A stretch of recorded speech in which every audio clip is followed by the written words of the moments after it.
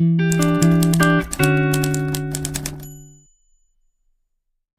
a todos, hoy 4 de agosto celebramos San Juan María Vianney, el santo cura de Ars. A continuación queremos ofreceros una catequesis o una charla acerca de su vida de poco más de 10 minutos. Es una grabación que hicimos hace un par de años, pero nos ha parecido interesante ofrecerosla en este día precisamente en el que celebramos al santo cura de Ars, porque muchos de vosotros pues evidentemente no pudisteis asistir a esa grabación, ¿verdad? Y verla en directo. Aquí os ofrecemos la vida del santo cura de Ars de esta semana, un santo importante. Y no es otro, un santo pues conocido también por todos vosotros, San Juan María Vianney, el santo cura de Ars, ¿no? Que lo celebramos el 4 de agosto. Lo celebraremos, Dios mediante, mañana, ¿verdad? San Juan María Vianney, el santo cura de Ars. Pues bueno, dice ahí patrono de los párrocos, ¿verdad? Y de hecho, pues Benedicto XVI, en el año 2010, que declaró el año sacerdotal, el año del sacerdocio, para orar por el sacerdocio, para dar gracias a Dios por el don del sacerdocio, pues declaró a San Juan María Vianney patrono de todos los sacerdotes seculares, ¿no? Bueno, yo creo que de todos, incluso los religiosos también.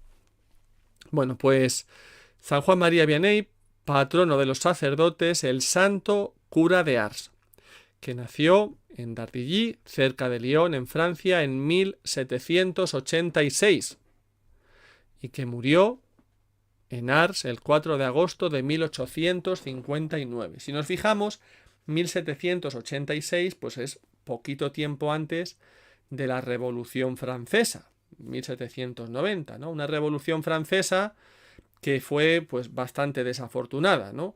La Revolución Francesa podría haber seguido el camino de la americana, que había sido poco tiempo antes, había sido pues 14 años antes, que la Revolución Americana implantó un modelo de Estado que no era confesional, el Estado no se comprometía con la religión, pero permitía y promovía que los ciudadanos practicaran la religión libremente. Sin embargo, el de Francia pues fue bastante distinto y fue muy anticlerical. No fue laico en el sentido de neutro como el modelo americano, sino que fue laicista en el sentido de querer acabar con la religión. Entonces hubo una gran persecución religiosa y los sacerdotes pues fueron proscritos, solamente se permitía un determinado culto parecido a lo que sucede hoy en China, ¿no? Volvemos a hablar de China, en el que los sacerdotes de la iglesia oficial tenían permitido un culto muy limitado, restringido solamente dentro de sus templos, y que además pues la iglesia oficial pues hacía muchas proclamas políticas, no era tan evangélico sino más pues un instrumento político al servicio del Estado.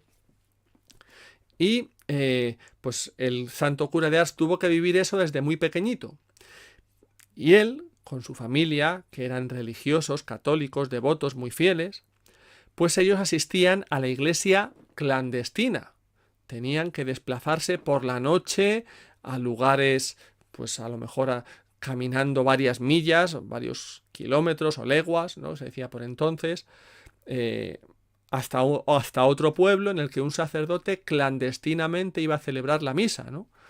Y eso al santo cura de Ars le marcó mucho, le marcó todo esto pues como un niño, todo esto le sucedía como un niño, pues tendría pues a lo mejor pues 7, 8 años, lo que fuera, ¿no?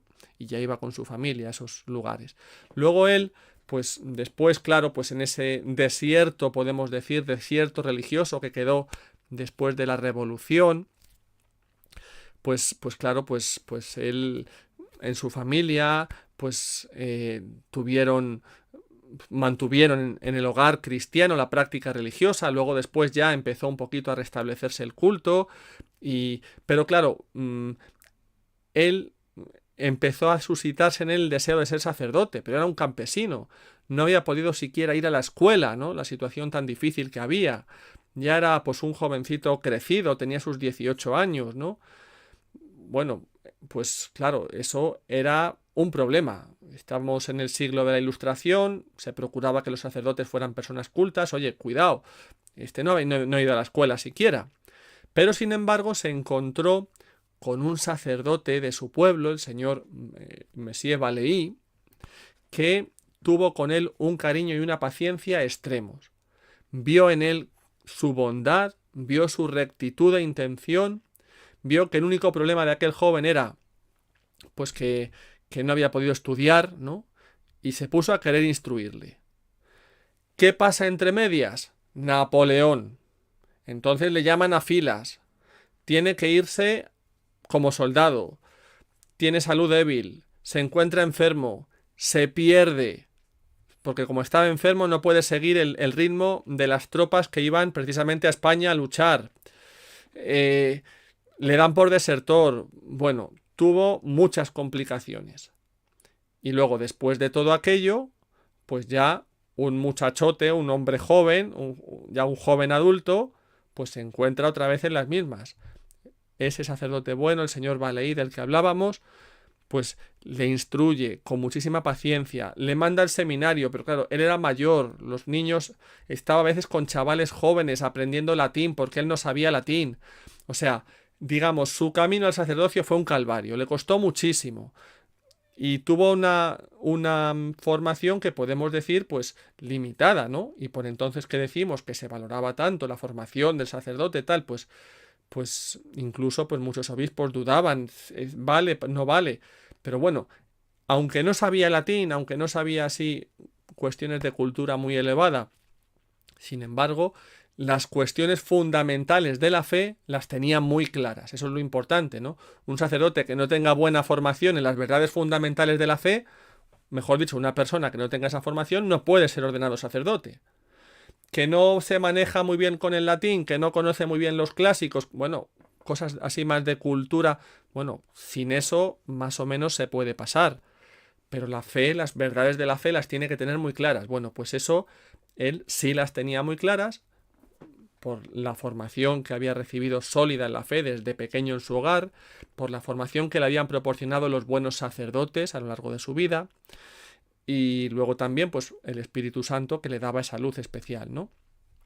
Pues ahí tenemos, se ordena sacerdote ya a vocación tardía, ya pues con una cierta edad, ¿no? Se ordena sacerdote en 1815, ¿no? 1815, pues bueno, pues digámoslo así, estamos hablando de que por entonces tenía ya 29 años, hoy en día vamos, no es muy mayor, es decir, yo me ordené con 28, 27, no, tenía 27 para 28.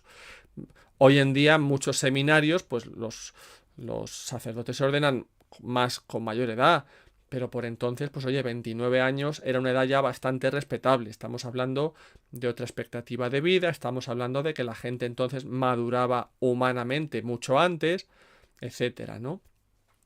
Bueno, pues nada, pues es ordenado, decimos, y se le manda pues a una aldea, bueno, perdón, primero se le tiene un tiempo con Messier Valleí, precisamente con ese sacerdote que tanto le había querido, aprendió mucho, mucho más de lo que es la vida de un sacerdote, de ese sacerdote santo, bueno, Messier Valleí, y luego después, pues poco tiempo después, se le envía como párroco a una aldea, pues una aldea, fijaros, llevaba un montón de tiempo sin sacerdote, por la revolución, etcétera, por los problemas que había habido. Total, que al final resulta que le mandan a un sitio, pues eso, pues un destino en el que había muy poquitas personas, una aldea muy pequeña, bueno, pero era una persona con un amor a Dios enorme y con dones especiales de Dios para el sacerdocio.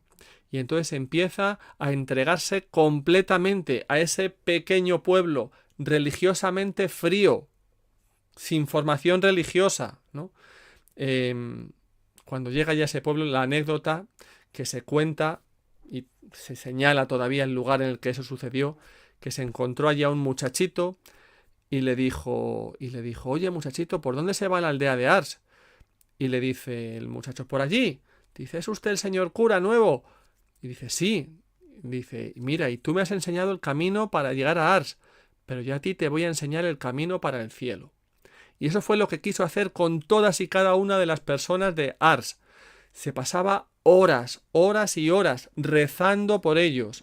Fijaros, los sacerdotes a veces que nos quejamos, ay, es que no nos hacen caso en mi pueblo, la gente no viene a misa, tal. Tenemos que preguntarnos, ¿rezamos por ellos las horas que rezaba el cura de Ars? Porque a él tampoco le iban a misa. Ofrecía sacrificios a raudales, se sacrificaba por ellos. Les predicaba la verdad, cosas que a ellos no les gustaba oír. Predicaba en contra de las tabernas. Al principio se le echaban encima. Este sacerdote, que es un no sé cuántos. Estamos hablando del siglo XIX, pero ya se decía lo mismo que hoy. Radical, exagerado, diciendo que que hay que cerrar la taberna, porque decía el cura de Ars que ahí pues la gente iba a emborracharse, y es verdad, en un pueblo, en cuanto que la gente empieza a emborracharse, los hombres empiezan a emborracharse, se acaba la moralidad del pueblo.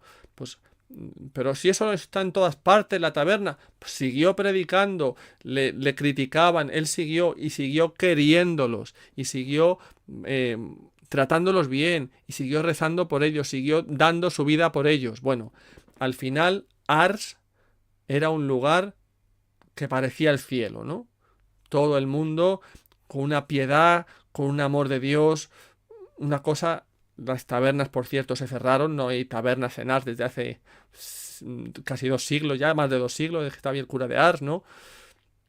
Bueno, pues ahí lo tenemos, ¿no?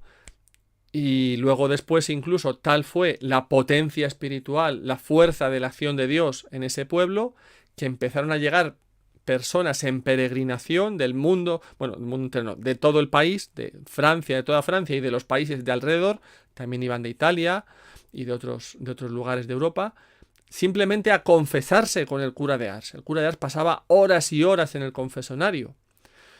Y luego pues murió, pues eso, como decíamos antes, murió en 1859, ¿no? Pues ahí la vida del santo cura de Ars.